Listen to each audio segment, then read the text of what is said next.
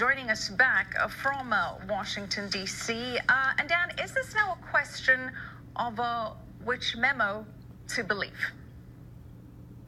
Yes, but we have to keep in mind, what is the subject? The Republicans put out their memo first. They are the majority in all congressional committees, and they were trying to prove that when there was a surveillance order aimed at Carter Page, a Trump campaign advisor on Russia, that surveillance order from judges was improperly obtained by the FBI, according to the Republicans, based on a bogus memo about Trump's activities in Russia. So Trump said that the Republican memo absolutely validated everything he's been saying, that the whole Russia scandal is a hoax.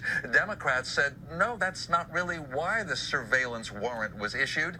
And so now the Democrats put out their version saying it wasn't just about the Trump dossier.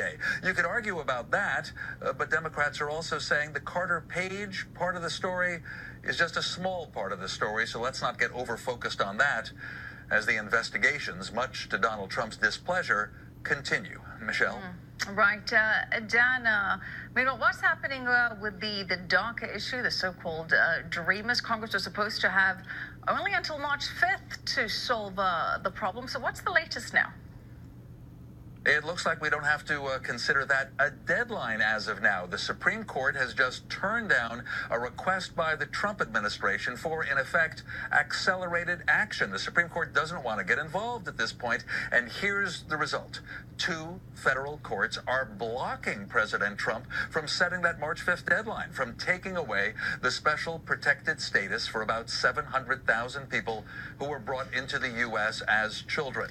And so President Trump's threat of taking away their status, 5th of March, that seems to be gone for now. The Trump administration versus immigration activists, that'll be played out first in the 9th Circuit, which is a circuit court that President Trump openly criticizes in California for being too liberal. So I'm not sure the president's going to have his way anytime soon, and that gives Congress a lot more time to talk about immigration or to fail to reach a compromise on immigration, Michelle. Right. And Dana, one more thing. We're really getting our money's worth out of you today. Talk to us about what's happening with the president of Mexico, because a visit by him has been canceled, and that's linked to the border wall. Yeah, the visit to Washington wasn't set in stone, but officials of both governments, Mexico and the U.S., were working on that.